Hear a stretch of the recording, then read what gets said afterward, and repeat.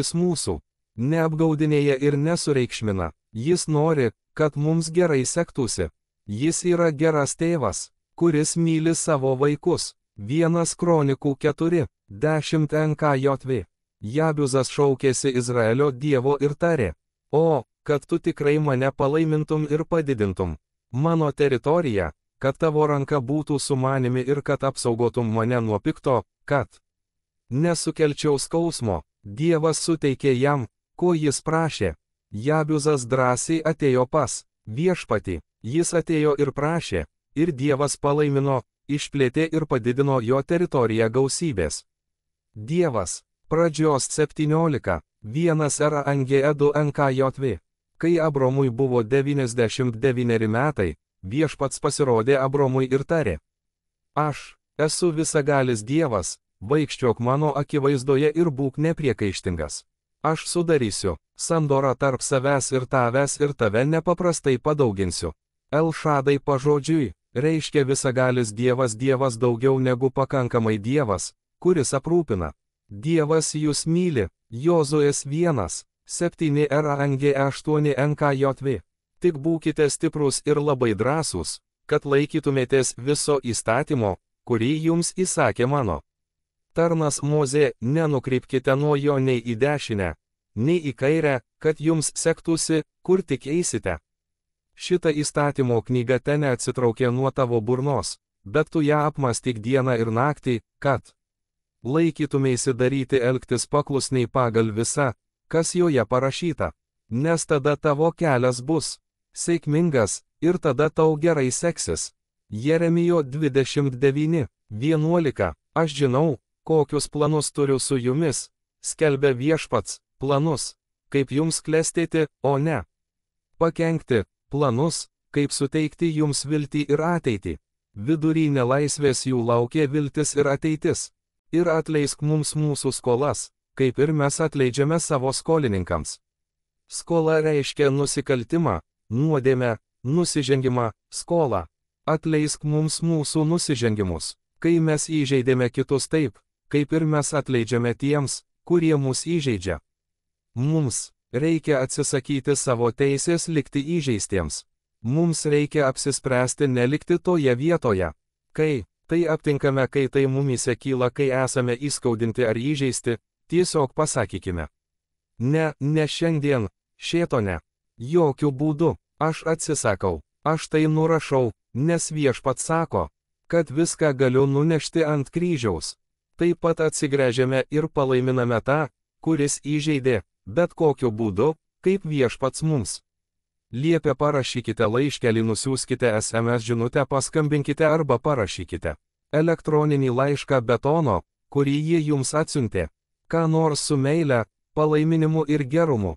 Laiminkite ir nekeikite, sako raštas, ir mes norime būti paklusnus jo žodžiui. Įžeidimas gali būti nuodėmė, nusižengimas, kažkas skolingas. Tai taip pat yra Dievo nuostata. Jis yra geras tėvas, jis mumis rūpinasi. Kiek daug dalykų praleidome, nes nespaudėme arba nedrįsam tikėti, nedrįsam vaikščioti tikėjimu. Dievas kvietė mus veikti, ką nors daryti, prašyti ir judėti. Mes bendradarbiaujame su juo ir bendradarbiaujame su juo. Mato 6:14 RANGE 15 NKJV. Nes jei jūs atleisite žmonėms jų nusižengimus, tai ir jūsų dangiškasis tėvas atleis jums. Bet jei jūs neatleisite žmonėms jų nusižengimų, tai ir jūsų tėvas neatleis jūsų nusižengimų. Esame santykyje su Dievu, jis mums skiria užduotis ir misijas. Ką jis nori, kad mes darytume iš to, kas esame. Tuomet mes jam atsakome: taip, štai aš, siųsk mane. Pateikėme save ant altoriaus ir prašome Dievo, kad jis mus uždegtų. Neatleidimas yra palaiminimus stabdantis veiksnys. Jis sustabdys mūsų bendravimą su Dievu, tą gyvenimą ir intimumą, tai yra gerai su mano siela. Jo nebus, kai gyvensime, vaikščiosime ir išreikšime neatleidimą. Kol neatleisime kitiems, maldos už Dievo palaiminimą mums nepadės, nes būsime užblokuoti ir įstrigę. Tik tada Dievas pasirodys, kai atleisime ir atleisime kitiems atleisime. kitų iš tikrųjų mus kontroliuojančių kontrolę. Kasdien meldžiamės, ar esu įžeistas ar esu piktas, atsisakau savo teisės likti piktas, įžeistas ar būti patvirtintas kitų žmonių, nes Jėzus mus patvirtina, kai atsisakome savo teisės būti įžeisti ir pikti, galime vaikščioti malonėje, atleidime ir džiaugsme, ir tai jau nebepriklauso nuo mūsų, ir mes nesame už juos atsakingi, mes laiminame, o nekeikiame, mes atleidžiame. Morkaus 11:25 NKJV. Ir kai tik meldžiatės, jei turite ką nors prieš ką nors, atleiskite jam, kad ir jūsų dangiškasis Tėvas atleistų jums jūsų kaltas. Luko 6:37 NKJV. Nespręskite ir nebūsite teisiami, nesmerkite ir nebūsite pasmerkti. Atleiskite ir jums bus atleista. Efeziečiams 4:32. Ir būkite vieni kitiems geri, švelnios širdies, atleiskite vieni kitiems, kaip Dievas Kristuje atleido jums. Kolosiečiams 3:13 NKJV. Būkite vieni kitiems pakantus ir atleiskite vieni kitiems, jei kas nors skundžiasi, kaip Kristus jums atleido, taip ir jūs turite daryti. Jokūbo 5:16. Išpažinkite vieni kitiems savo kaltes ir melskitės vieni už kitus, kad būtumėte išgydyti. Veiksminga, karšta teisiojo malda duoda daug naudos. 1 Jono 1:9 NKJV. Jei išpažįstame savo nuodėmes, jis ištikimas ir teisingas, kad atleistų mums nuodėmes ir apvalytų mus nuo visų nedorybių.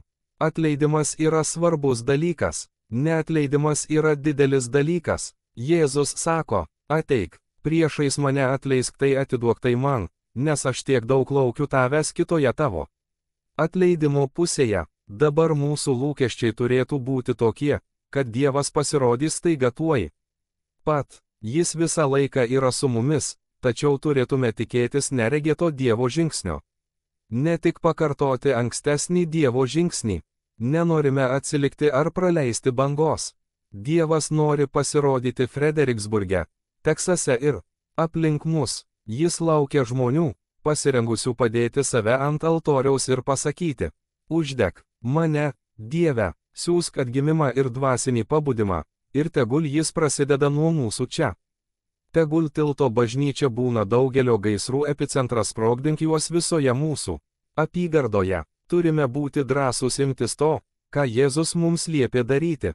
Tai vadinama paklusnumu. Sakyti, noriu savo maldas, savo mąstyseną, savo tikėjimą viską suderinti su tavo žodžiu. Ir kai tai darysiu, tikiu, kad tu laikysiesi savo žodžio, kuris yra sakomas, skelbiamas iš mano lūpų. Malda, Tėv, gerbiame tave, laiminame tave ir dėkojame už privilegiją melstis vieniems už kitus. Leisk mums pasinaudoti tuo, ko išmokome, ir pritaikyti šį imperatyvą, šį paskelbimą, šį dekretą, šį valdžios ir jėgos pareiškimą, suderinant save su tavo pirminiu ketinimu. Šventajame rašte melstis malda, kurios tu mus mokai melstis. Tai mūsų širdis, šventoji dvasia, primink mums, kad šią maldą melsdamiesi dažnai kalbėtume visą dieną ir, Viešpatie, išmoktume ją naudoti kaip savo maldos gyvenimo šabloną. Tėv, dėkojame tau, kad šią gražią maldą keičiasi mūsų gyvenimai. Garbiname tave, Jėzaus vardu. Amen. 2023 balandžio 2. Ką darytumėte, jei žinotumėte, kad jums liko gyventi tik 5 dienos? Ir tikrai žinotumėte, kad kai baigsis tos 5 dienos, baigsis ir gyvenimas šioje žemėje, kaip jūs žinote. Kyla klausimas, ar gyventumėte kitaip? Ar keistumėte tai, ką darote? Atėjęs į miestą, Jėzus žinojo, ir mes ketiname išpakuoti verbų sekmadienį. Ketiname išpakuoti, kaip tai atrodo. Įsigilinsime į šventojo rašto tekstus. Viskas, ką tik matėte vaizdo įraše, yra vadinamųjų sinoptinių evangelijų ir Jono evangelijos. Yra 4 evangelijos. Pirmosios 3, Mato, Morkaus ir Luko, yra sinoptinės. Tai reiškia, kad jos dera tarpusavyje. Jas galima sujungti, ir juose yra daug tų pačių pasakojimų. Tuo tarpu Jonas buvo parašytas iš kitos perspektyvos. 3 pirmieji buvo parašyti paskutiniais Jėzaus tarnystės metais, o Jonas apima visą jo tarnystę. Taigi šiuose evangelijose vyrauja skirtingas požiūris. Tačiau tai, ką matėte, yra ištraukos iš visų 4 evangelijų. Yra keli dalykai, kuriuos visos 4 evangelijos aprėpia panašiai, kur jos atrodo beveik sinoptiškai, ir pasakojimas apie verbų sekmadienį arba, kaip mes vadiname, triumfo įžengimą, įėjimą. Iš tikrųjų jie yra vienodi ir kiekvienas iš jų turi puikių niuansų, kuriuos ir aptarsime. Bet, tą dieną įžengęs į miestą Jėzus žinojo, kad jam liko 5 dienos. Ar galite įsivaizduoti, ką jis jautė? Atminkite, kad jis yra dieviškai žmogiškas. Jis ir dieviškas, ir žmogiškas. Jis yra ir Dievo sūnus, ir žmogaus sūnus, kaip jis buvo vadinamas. Taigi kraujas, kurį jis praliejo ant kryžiaus, buvo tikras, kaip ir tavo bei mano, skausmas, kurį jis jautė, kai buvo plakamas rykštėmis, buvo toks pat, kaip ir tavo bei mano. Jis miegojo, kėlėsi, gyveno kaip ir mes. Jis kentėjo kaip ir mes. Dievui per Jėzų Kristų reikėjo patirti visą gamą to, ką patiriame mes, antraip jis negalėjo būti tas, kuris atpirks mūsų nuodėmes. Jis taip ir padarė. Ar darytumėte ką nors kitaip, jei žinotumėte, kad jums liko 5 dienos? Mums teko garbė rengti 4 laidotuves. Nuo metų pradžios, iš tikrųjų nuo vasario mėnesio, surengėme 3, o aš surengiau dar 1. Ir tai, kaip jau minėjau anksčiau, kitame pamoksle, praplėtė uždangą. Pastaruoju metu dangaus ir žemės uždanga man buvo labai plona, nes daug galvojau apie dangų ir apie tai, kas ateis. Bet ar galite įsivaizduoti, kad žinotumėte, jog turite 5 dienas? Kai kuriais atvejais kai kurios iš tų šeimų turėjo šiek tiek laiko su savo artimaisiais prieš jiems išeinant iš gyvenimo. Kai kurios neturėjo, tai buvo labai netikėta. Neseniai mirė dar vienas mūsų draugas, paskutinėmis dienomis. Žinojome apie tai kokias 4-5 dienas. Jis susirgo plaučių infekcija. Jie keliavo, jie lankosi čia, važiuoja čia. Ir jie yra mūsų žiūrovai, todėl jie yra visur. Tačiau jie pasakojo, kad Frederiksburgas buvo jų mėgstamiausia bažnyčia, o Tiltas mėgstamiausia bažnyčia. Iš tikrųjų jie ketino grįžti balandžio 11 ir būti čia su mumis. Ir jis susirgo plaučių infekcija. Po poros dienų sulaukėme skambučio. Mums pranešė, kad jis miršta. O mes, oho, ne,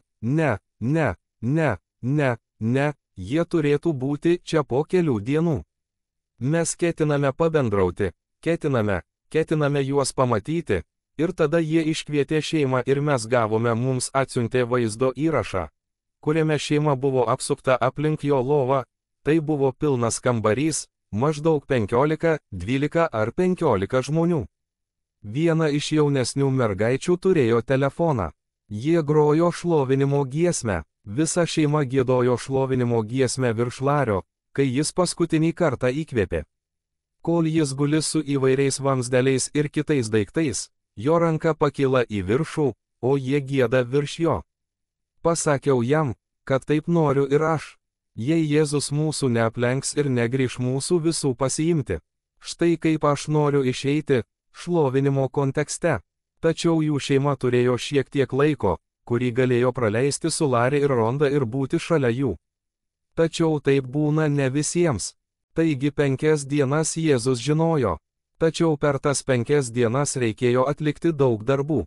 Matote, Jėzus, žinote tai ar ne, buvo vadinamas Mesiju, žodis Mesijas. Jis pažodžiui reiškia išlaisvintojas, tas, kuris ateis.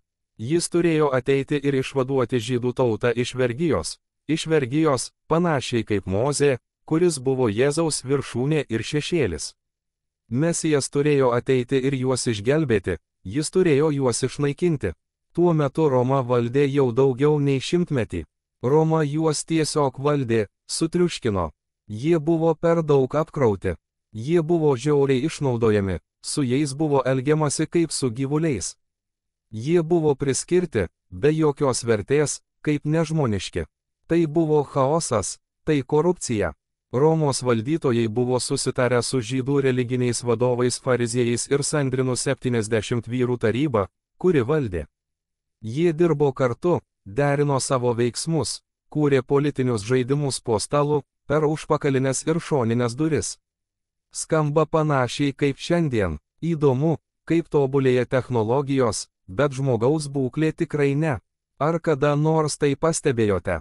Ir taip vyko šokis tarp religinių, nesakiau krikščioniškų ir nesakiau pamaldžių, sakiau religinių. Tradicijos sergėtojai ir tarp politinių jėgų, kurios būžydų tauta ištisus šimtmečius turėjo 400 Senojo testamento pranašų pranašysčių. Kad ateis gelbėtojas, išlaisvintojas, Mesijas, kuris ateis ir mus išgelbės. Dabar scenoje pasirodo Jėzus, jį išvysta mama, kuri sako, ei, man reikia, kad tu greitai padarytum stebuklą. Šiuose vestuvėse baigėsi vynas, ar galėtum tai padaryti? Jis sako, ne, aš dabar ne mano laikas.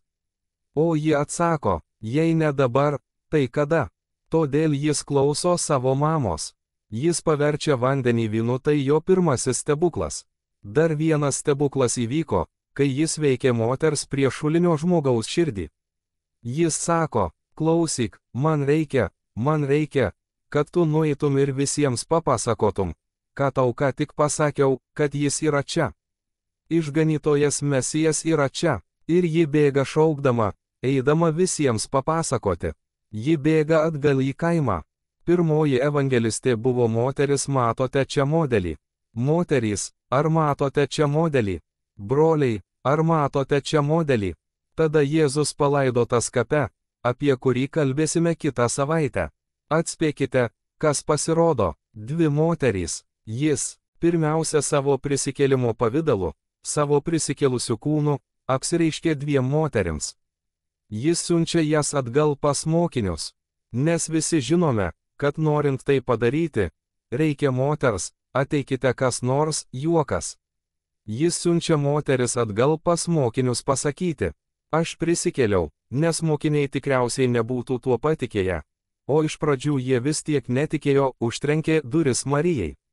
Atėjo Mesijas, išganytojas. Dabar galima pamanyti, kad jei išlaisvintojas, apie kurį šimtmečius buvo rašoma, pranašaujama, meldžiamasi, šaukiamasi, ketina pasirodyti scenoje, jis grįž ant didžiulio žirgo. Karalius į miestą įžengė su pompastika ir iškilmingai. Prieš kelerius metus, kai mums su draugė teko garbė nuvykti į Paryžių, buvome Luvre ir viskuo gėrėjomės. Ir vienu metu, vienu momentu, šitie motociklai, gražūs BMW, europietiški motociklai, rėkdami nuvažiuoja žemyn, visa ta policija ant ratų nuvažiuoja žemyn, ir jie aiškiai gatvėse. Ir tai vyksta labai greitai.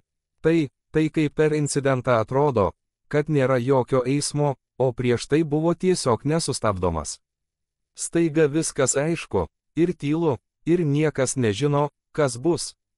Ir tada pačioje pabaigoje matai visas tas policijos automobilių ir motociklų šviesas. Ir tada visa eilė. Pasirodo, Korėjos prezidentas lankėsi Prancūzijoje, Paryžiuje, ir visa jo svita jie eina gatve.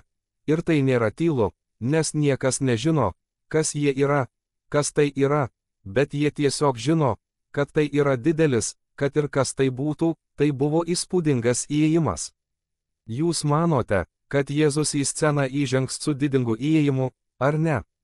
Bet ne, iš tikrųjų aš šiandien tai pavadinau įvažiavimas ant asilo. Ne eržilas, o asilas. Ir ne tik asilas, bet kumeliukas, mamos asilas. Žemiau už šią šeimą nebūna. Noriu jums tai parodyti, mes tai išpakuosime kartu. Noriu pasidalyti pastoriaus Mati Baulerio citatą. Tai labai gerai. Vienas iš baisiausių klausimų verbų sekmadienio istorijoje yra šis. Kaip aš reaguosiu, kai Jėzus nuolankiai įžengs į mano gyvenimą?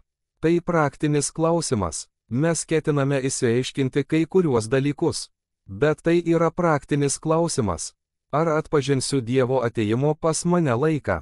Ar atpažinsiu ir priimsiu asmeninį Dievo apsilankymą? Taigi, mes ketiname išnarplioti šį pasakojimą. Jis vadinasi triumfo įžengimas, tačiau jis nebuvo toks triumfališkas. Ir jūs pamatysite, kodėl Mato Evangelijos 21 skyrius. Ir aš ketinu tai išsiaiškinti. Ketinu tai perskaityti. Ir mums einant ketinu išskleisti kai kuriuos dalykus, kurie padės įnešti aiškumo, bet iš tikrųjų noriu jūs nuvesti į šią kalvą. Noriu jūs mintimis nuvesti į Alyvų kalną. Taigi įjunkite savo pašventintą vaizduotę arba, kaip mums sakė ponia Sniegė Vylocko pradinėje mokykloje Liuboke, Teksaso valstijoje, 1 klasėje, užsidėkite mąstymo kepuraites. Taigi užsidėkime mąstymo kepuraites, įjunkime pašventintą vaizduotę ir mintimis keliaukime ten kartu su manimi. Pagalvokite apie seną miestą, senamiestį, Jeruzalė buvo apjuosta sienomis, jis vis dar yra. Sienos tebėra, tačiau miestas išpuvęs visas ir apleistas.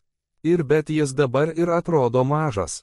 Tačiau iš tikrųjų tai įtvirtintas miestas, kuris vis dar yra. Kai nulipate nuo Alyvų kalno kalvos, žvelgiate į šį labai didelį šlaitą. Tai kalva, nuo kurios atsiveria rytinė Jeruzalės pusė. Taigi, leidžiatės vakariniu šlaitu ir žvelgiate į rytų Jeruzalę. Kai perlipate kalnagūbrį, ten yra dideli vartai. Matote, visame mieste yra miesto vartai, o tie dideli vartai vadinami rytų vartais. Atspėkite, ką sako Biblija. Atspėkite, kur Biblijoje parašyta, kad Jėzus sugrįš. Prie rytų vartų. Įdomu tai, kad musulmonai jį užmūrijo. Taigi tai uždari vartai, jis visiškai užmūrytas akmenimis. Ir tik tam, kad Jėzus pro tuos vartus tikrai neateis. Priešais juos įrengtos pilnos kapinės. Taigi Mesijas tikrai nesuteptų savęs eidamas per kapines. Mažai kas žino, kad jis gali smogti į tas plytas ir akmenis savo mažylių pirštų ir susprogdinti, tiesa. Taigi žinome, kad Jėzus sugrįš ir ne, jokių kapinių ir akmenų. Bet štai ką pamatysite nulipę nuo kalvos. Tokia dabar padėtis, tai vadinama šventyklos kalnu. Dabar, kai įveiksite kalną, atsidursite vakarinėme šlaite. Rytinėme šlaite, kitoje kalvos pusėje, yra 2 miesteliai, kurių vienas vadinasi Betanija. Ten gyveno Lozorius ir jo šeima, Marija ir Marta. Tai buvo viena iš mėgstamiausių Jėzaus vietų, kur jis mėgdavo pabūti, pabendrauti, ir jie buvo jo draugai. Taigi tai kitoje pusėje, taip pat Betfagėje, kur jie ras asilą ir jo kumeliuką. Taigi, mes ketiname tai išsiaiškinti. Dabar galite nusileisti vakariniu šlaitu, kuris eina į rytinę miesto pusę, ir iš ten atsiveria nuostabus Jeruzalės miesto vaizdas. Jei kada nors pasižiūrėsite, tiesiog paieškokite Jeruzalės Google ir pamatysite nuotraukas. Paprastai iš oro žvelgiama į Kidrono slėnyje esantį miestą. Štai į ką jūs žiūrite nuo Alyvų kalno, kuriame, beje, yra ir Getsemanės sodas. Ten, kur Jėzus išliejo didžiulius kraujo lašus. Dabar tęsėme istoriją. Mato 21 skyriaus 1 eilutė. Kai jie artėjo prie Jeruzalės iš kur? Jie ėjo iš Betfagės per kalną, vakariniu šlaitu į Jeruzalę. Jiems artėjant prie Jeruzalės ir ateinant į Alyvų kalno Betfagą, tai tik kitoje Keteros pusėje. Jėzus pasiuntė 2 mokinius, sakydamas jiems: eikite į priešais esantį kaimą ir tuojau rasite ten pririštą asilę su asiliuku prie jos. Atriškite juos, kas nors juos pasakykite. Jų buvo ne 1, o 2. Atriškite juos ir atveskite pas mane. Jei kas nors jums ką nors pasakys, pasakykite, kad jų reikia viešpačiui, ir jis tuojau pat juos atsiųs. Iš kur Jėzus galėtų tai žinoti? Nes jis yra Jėzus. Beje, jis išpildo pranašystę iš Zacharijo knygos 9 skyriaus 9 eilutės. Jei kas nors ką nors pasakys, jis juos pasiųs. 4 eilutė. Tai įvyko, kad išsipildytų, kas buvo pasakyta per pranašą. Štai 5 eilutė. Sakyk, Siono dukrai, štai tavo karalius ateina pas tave, švelnus ir jojantis ant asilo, ant asiliuko, asilo kumeliuko. Pranašystė yra tokia, Jėzus įžengs į Jeruzalę triumfo proga ir įvažiuos ant asilo kumelės. Nežinau, ar kada nors matėte mažą asiliuką. Jie nėra labai dideli, žinau, kad aš savo amžiuje, jei atsisėsčiau ant savo anūkės dviračio, kad mano kojos tikriausiai vilktųsi žeme. Suprantate, ką noriu pasakyti? Ir atrodyčiau juokingai, jei bandyčiau važiuoti šiuo mažyčiu dviratuku. Įsivaizduokite Jėzų, visiškai suaugęs laužimo dailidė, tiesa, arba mūrininką, priklausomai nuo to, kas jis buvo. Čia jis užlipa ant šio mažyčio kumeliuko. Ant asiliuko mamos jis neužlipo. Jis užlipo ant mažojo asiliuko. Jis nusileido taip žemai, kaip tik galėjo. Ir štai kodėl. Jėzui svarbiausia apversti tai, ko mes tikimės. Šią frazę kartosiu vėl ir vėl. Jėzus apverčia mūsų gyvenimo scenarijų. Jie tikėjosi karaliaus, kario, išganytojas, Judo giminės liūtas. Tačiau jie gavo Dievo avinėlį. Jie gavo taikos kunigaikštį. Matote, jie tikėjosi, kad Jėzus Mesijas ateis ir vienu mostu išnaikins Romą, išnaikins engėjus, išnaikins blogio valdžią, kad jie vėl galėtų gyventi patogiai ir ramiai. Kaip jie visada tikėjo, kad turėtų gyventi. Paklausykite, kas vyksta dabar. Leiskite man pasidalyti pranašystę iš Zacharijo 9. Džiaukis, Siono dukra, šauk, Jeruzalės dukra, žiūrėkite, pas jūs ateina jūsų karalius, teisus ir turintis išgelbėjimą. Brūkšnelis, jei ten būtų buvęs laikotarpis, jis tikriausiai būtų atvažiavęs ant eržilo. Bet taip nėra. Kitas sakinys, švelnus kitas žodis hebrajų kalboje yra nuolankus. Švelnus nuolankus ir jojantis ant ko? Šeimos, asilo. Kumeliuko. Šeštojoje eilutėje vėl grįžtame prie Mato Evangelijos ištraukos. Mokiniai nuėjo ir padarė, kaip Jėzus jiems buvo liepęs. Jie atvedė asilą ir asiliuką. Jie uždėjo ant jų savo apsiaustus. O Jėzus sėdėjo ant ko? Ant jų. Na, jie buvo surišti. Jis nesėdėjo ant jų abiejų, bet jie buvo surišti kartu, ėjo kartu. Jis galėjo joti ant mamos, jis rašė ant mažojo asiliuko. Luko 19:41. Vėl kalbėjau apie sinoptines evangelijas. Jie dirba kartu. Beje, visas tas griaustinis, kurį dabar girdite, tai Harley arba motociklų ralis. Taigi tiesiog mėgaukitės amerikietiškų motociklų garsais. Tiesa, taigi neleiskite, kad tai jūs išblaškytų. Artėdamas prie Jeruzalės ir matydamas miestą, jis išvydo miestą. Pažiūrėkite, kas vyksta. Jis verkė dėl miesto. Biblijoje tik 3 kartus rašoma, kad Jėzus verkė. Ir tai yra vienas iš tų 3 atvejų. Jis atvažiavo per kalnagūbrį, leidžiasi nuo Alyvų kalno, jodamas ant asiliuko. Jis verkė ne todėl, kad atrodo juokingai. Jis verkė ne dėl to, kad norėtų būti ant žirgo ir galėtų įžengti su degančiu kardu. Jis verkė, nes supranta, kad žmonės nesupranta Dievo apsilankimo laiko. Jis supranta, kad artėja bėda. Jis supranta, kad ateis diena, kai Roma ateis ir sugriaus šventyklą. Jie nepalieka nė vieno akmens, išskyrus pamatinius akmenis, kurie tebėra. Jie nepalieka vieno akmens ant kito. Jis žino, kad tai ateis, nes neatpažino Dievo sugrįžimo. 41 eilutė. Artėdamas prie Jeruzalės ir pamatęs miestą, jis verkė dėl jo ir tarė: Jei tik tu, šią dieną būtum žinojęs, kas tau atneštų ramybę, bet dabar tai paslėpta nuo tavo akių. Kitaip tariant, jūs to nematote. Jūs nematote, kad būtent tas dalykas, kurio jums reikia, yra tas pats dalykas, kuris ateina pas jūs, ir jūs to nematote. Kodėl jie to nematė? Nes jie ieškojo kario, jie ieškojo karaliaus su kardu ir lanku. Jis įėjo švelnus ir nuolankus ant asilo. Matas 21:8 eilutė. Štai kas atsitinka, kai jis leidžiasi nuo Alyvų kalno į miestą. Tai įvyksta, Labai didelė minia ant kelio įskleidė savo apsiaustus, o kiti pjaustė šakas palmių šakos, kas reikšminga palmių šakose. Na, pirmajame amžiuje rytuose palmė iš tikrųjų buvo laikoma labai šventa. Iš tikrųjų su ja buvo siejama prasmė. Palmės atstova palmių kreivės reiškė taiką, pergalę, triumfą ir amžinąjį gyvenimą. Todėl jie buvo labai brangūs.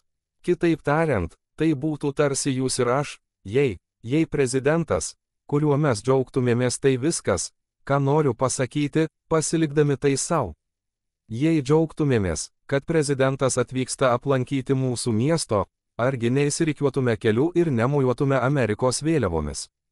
Mes tai darytume, juk taip ir daroma. Tai tarsi į miestą atvykstantis paradas. Jėzus atvyksta į miestą, mojuodami savo vėliavos atitikmeniu. Jie sako, mes taip džiaugiamės, esame tokie laimingi, mes švenčiame. 21, 8 RANGE 9 jie įsiskirstė kelyje, minios, kurios ėjo pirma jo.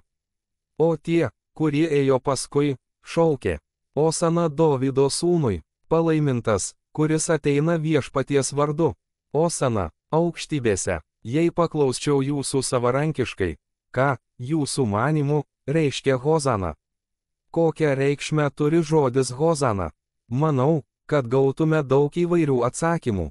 Tačiau manau, kad gautume kažką panašaus. Tai turi reikšti garbė Dievui aukštybėse. Tai turi reikšti garbė Dievui arba garbiname tave, arba jų Dievui, kad ir kaip sakytumėte, bet iš tikrųjų tai visai nereiškia. Tiesą sakant, visai nereiškia. Iš tikrųjų hosana pažodžiui reiškia gelbėk mus dabar. Pagalvokite apie tai, kai jis atėjo, jie negarbino jo, jie šaukėsi jo, kadangi jie tikėjo, kad Jėzus buvo Mesijas, tie keistai ėjo ant asilo.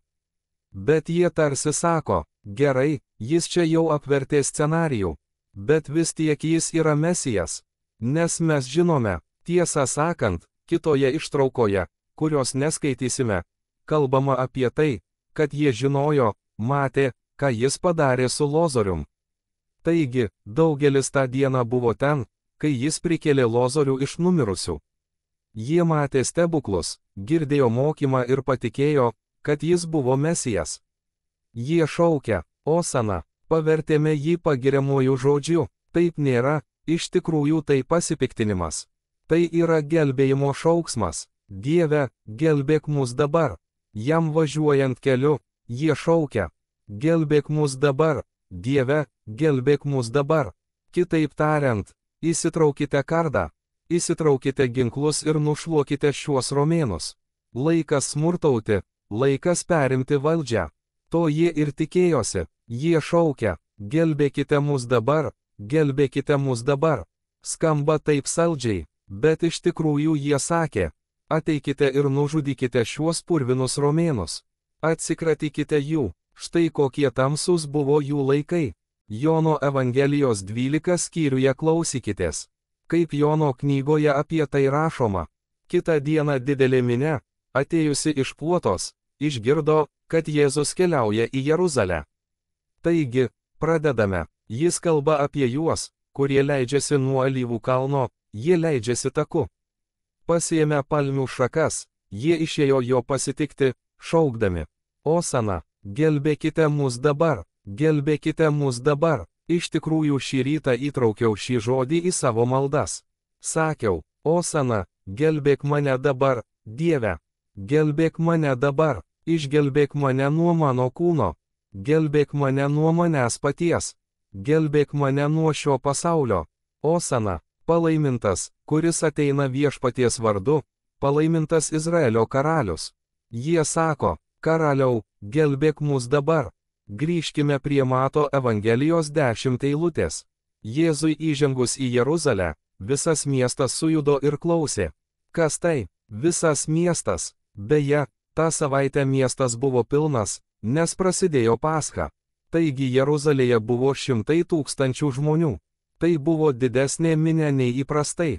Tai panašu į Frederiksburgą. Savaitgalį mes išaugame nuo 13 000 iki 50 000. Tiesa, staiga visi keliai užkimšti, Nedrįstate eiti į centrą. Jei esi vietinis, ar galiu gauti amen? Juokas, jūs tiesiog randate kitų būdų, kaip aplenkti vietas. Jūs darote tai, ką darote. Taip mes gyvename, o jie daro tą patį. Staiga jų miestas buvo perpildytas ir užtvindytas. Jie klausė, kas tai, visas miestas sujudo. Tai Jėzus, pranašas iš Galilėjos Nazareto. Minia atsakė, tai Jėzus, pranašas iš Galilėjos Nazareto. Jie paskelbė Jėzų karaliumi, o tai sukėlė nemažą sąmyšį tarp fariziejų ir religinių valdovų. Mes neskaitome tos ištraukos, tačiau atsitiko taip, kad kai jie pamatė, jog žmonės tiki, kad tai yra karalius, Mesijas. Tuomet fariziejai ir Sinedrionas susibūrė ir pasakė, mes turime tai sustabdyti. Nes netrukus prarasime viską, ką jie turėjo omenyje, jie ketina prarasti savo gyvenimo būdą. Mes netrukus prarasime kontrolę, ir ant mūsų užgrius Romos plaktukas. Turime tai sustabdyti, nes žmonės tiki, kad jis yra Mesijas. Todėl noriu, kad tai būtų tikra realiame gyvenime. Gerai, žmogau, kokia istorija, tiesa. Jėzus atvažiuoja ant asilo, jis viską apverčia aukštyn kojomis, ir staiga dabar tai mirties nuosprendis jam. Žmonės sujudo, žmonės, džiaugiuosi, kad jis ten yra. Bet ką tai praktiškai reiškia jums ir man? Štai 3 punktai. Taip, pastorius Džimis duos 3 taškus. Jūs, užrašų rinkėjai, sakysite, aleliuja, pagaliau, štai jis, numeris 1. Jei užsirašinėjate, Jėzus apverčia kiekvieno gyvenimo, prie kurio prisiliečia scenarijų. Leiskite man pakelti ranką. Aš pakelsiu ranką pirmas. Kiek iš jūsų pasakytų, kad kai Jėzus atėjo į mano gyvenimą, jis atėjo ne taip, kaip maniau, kad ateis. Jis visiškai pakeitė mano likimo, mano ateities scenarijų. Viskas pasikeitė. Taip, pažiūrėkite. Oho. Sakiau tai, kai mes darėme seriją apie šventąją dvasią, sakiau.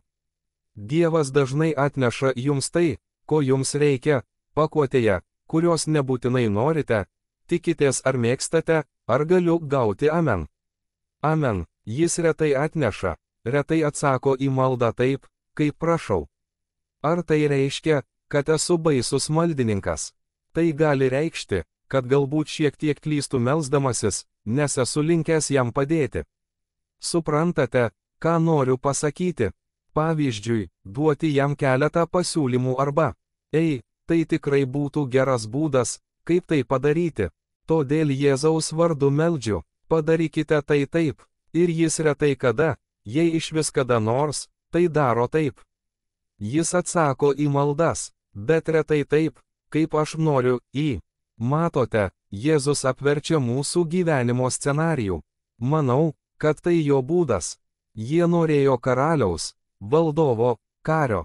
Jie norėjo, kad jis atvažiuotų ant karo žirgo, o jis atvažiavo ant mažiausio asiliuko, kokį tik galėjo rasti. Nuolankiai ir švelniai jis apvertė visus jų lūkesčius. Ir, palaukite, kol sulauksime savaitės pabaigos, kito sekmadienio. Kalbėkime apie scenarijaus apvertimą, apie mokinius. Jis mėgaujasi ir apverčia scenarijų. Jis į jūsų gyvenimą įžengia ant asiliuko, taikos simbolio, kaip tą istorinę dieną įžengė į Jeruzalę. Jis įžengė ne toks, kokį mes jį laikome. Norime, kad jis ateitų kaip potvynis, o jis ateina kaip upelis. Mes norime žemės drebėjimo, mes norime tornado, kai uraganas, o jis ateina švelniu šnabždesiu, tyliu mažu balsu. Jis sako, ateik paskui mane, esame linkę trokšti epiškumo, amen. Ir jis apverčia mūsų scenarijų. Izaijo 9:6. Paklausykite. Galbūt tai girdėjote per Kalėdas. Mums gimė kūdikis, mums duotas sūnus, ir vyriausybė bus ant jo pečių. Ir jis bus vadinamas nuostabuoju patarėju, galinguoju Dievu. Amžinasis tėvas, ką sako pastarasis, ramybės kunigaikštis. Jėzus išpildė šią mesijinę pranašystę ateidamas kaip taikos kunigaikštis. Jis tai atneša mums. Antrasis numeris. Jėzus verkė ten, kur nėra ramybės. Kai jis peržengė kalvą ir pamatė, ką pamatė, suprato, kad ne tik nebus taikos, bet bus dar blogiau, nes žinojo, kad jie ketina sugriauti šventyklą ir sunaikinti miesto širdį bei žydų tautos širdį. Jis verkė, tai jį privertė ašaroti. Jis verkė, nes žinojo, kad ramybės nebus.